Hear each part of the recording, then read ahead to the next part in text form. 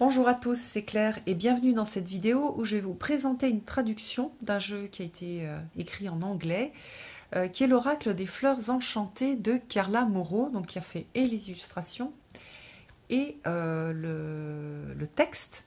Alors Carla Moreau, c'est une personne qui a beaucoup vécu parmi les fleurs, puisque je crois que c'est sa grand-mère, ou en tout cas il y a un héritage familial de fleuriste, donc c'est une amoureuse des fleurs et elle a travaillé à partir des significations des fleurs. Mais comme c'est aussi une artiste, elle a ajouté sa petite patte, c'est-à-dire qu'il n'y a pas que des fleurs, il y a aussi des papillons qui sont représentés sous forme de dragons. Voilà. Alors dit comme ça semble étrange, mais vous allez tout de suite comprendre. Donc voilà le dos avec le titre, une tranche dorée. Et puis, voilà, des cartes brillantes. Et pour chaque carte, vous allez voir, on a une fleur, un petit papillon présenté avec un dragon ou sous forme de dragon, avec le nom et de la plante et du papillon. Voilà.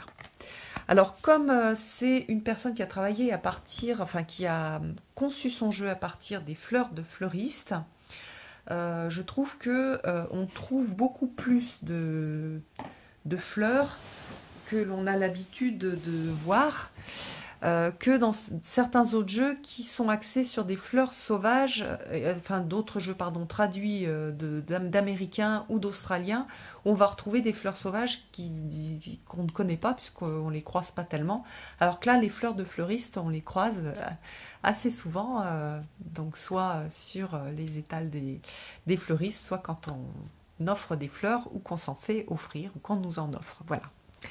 Alors au niveau du guide, c'est un guide en noir et blanc avec l'introduction. Donc vous voyez, j'ai grandi dans une boutique de fleurs dans le désert du sud-ouest du Nouveau-Mexique, construite par mon arrière-grand-père dans les années 40, à côté de leur minuscule maison en briques d'abode de 4 pièces. Voilà, donc on a ce côté de transmission qui est très sympa, mais j'avoue que quand j'ai reçu le jeu, je me suis dit, j'ai déjà pas mal de jeux sur les fleurs que j'aime beaucoup, dont 2 jeux que j'utilise énormément.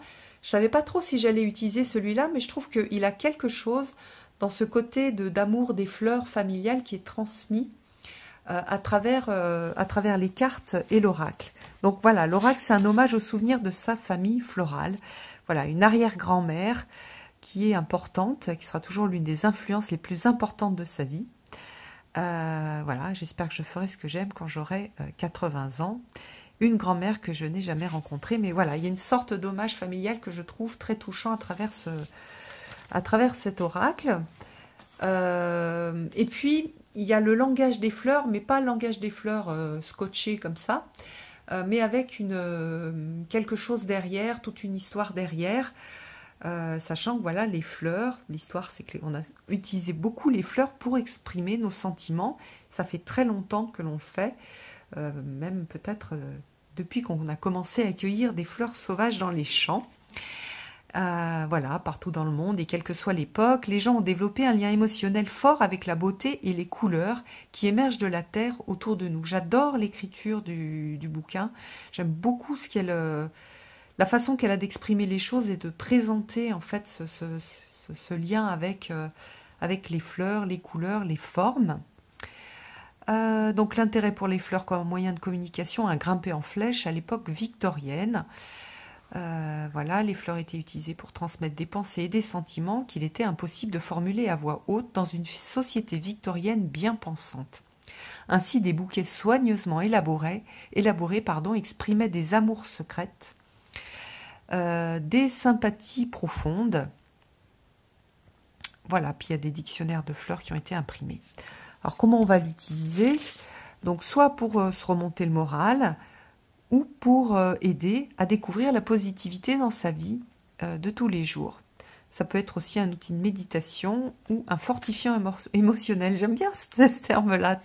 Un peu un côté de... Je vais me prendre une petite goutte de fortifiant. C'est très sympa. Donc ce sont plutôt des cartes positives.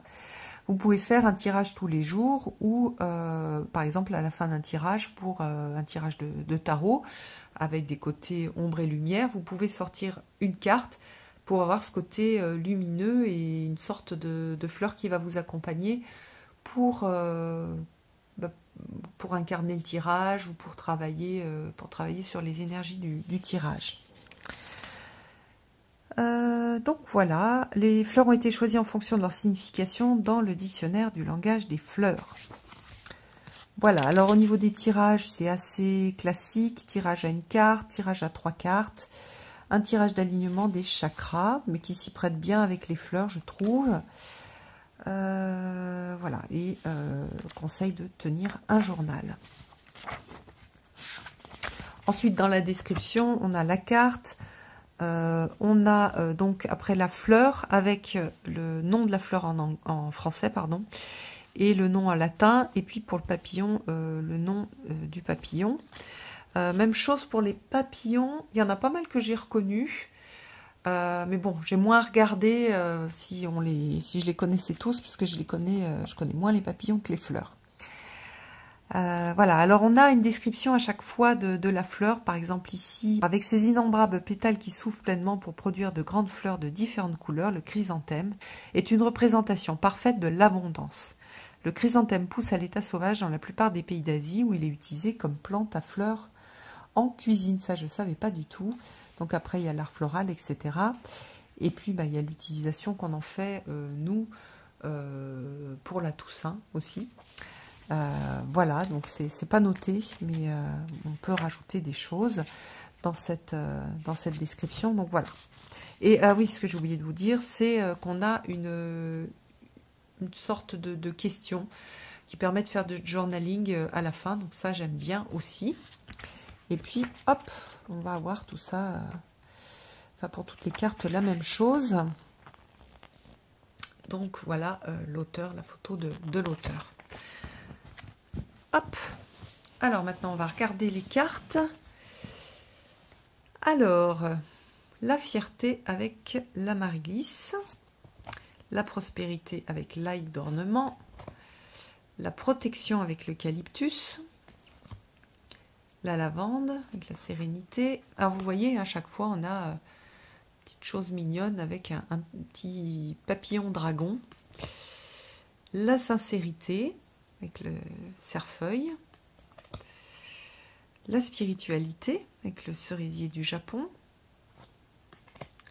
le fenouil, la force, la prime vert avec la bienveillance, la paix, l'olivier, le forbe, persévérance, morel douce amère, la vérité. Je ne sais pas si c'est utilisé dans les bouquets. Les clayeux, la sagesse, sont des iris.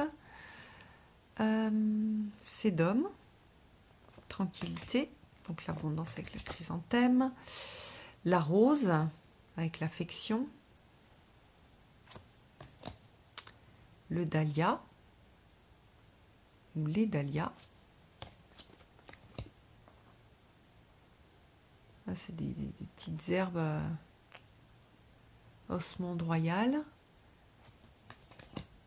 Ça, vous voyez, hein, la belle dame, le papillon, ça, on en a chez nous.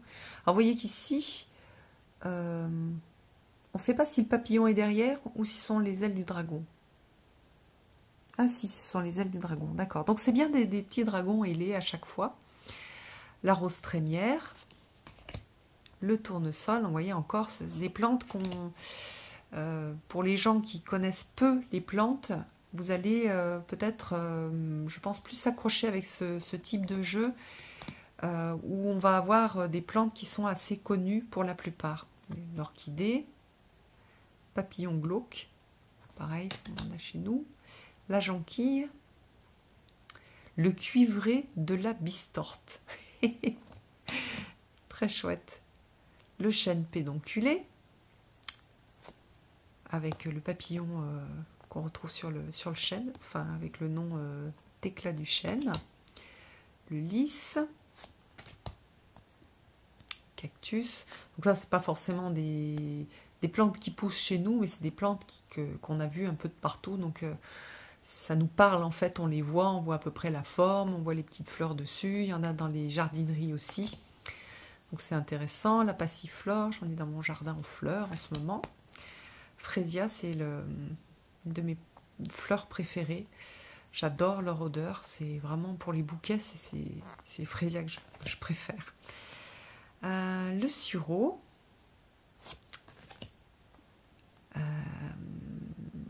L'hépatique. Ça, je ne crois pas que ce soit une fleur qu'on utilise dans les bouquets. La molène, ça on en voit dans les champs. Le jasmin de Caroline avec la grâce. La gratitude pour la jacinthe des bois. Très joli. Qui sent très bon. Le bonheur, l'espoir, l'innocence. L'inspiration avec le lupin. Intéressant. Gerbera. La joie, ces plantes qu'on peut avoir en pot. Le lilas, l'amour. Tiens donc, c'est intéressant. La générosité pour le chèvrefeuille des jardins. La chance, pareil, ça c'est plutôt des plantes qu'on va retrouver. Je ne sais pas si on les utilise dans les bouquets. Mais on les trouve dans les champs. Au bord des chemins plutôt. Myosotis, le bougainvillier et puis l'astère. Donc voilà, en résumé, je trouve que c'est vraiment un très très joli jeu, et puis le livret est joliment écrit. Il y a une passion, un amour des plantes qui est transmis à travers les mots aussi. Donc voilà, j'aime bien et j'aime beaucoup l'énergie de ce jeu-là. Alors, dites-moi si c'est un jeu qui vous plaît ou pas, et si vous utilisez des jeux avec des fleurs, et si vous en avez un qui est votre préféré. Je vous embrasse tous, à bientôt!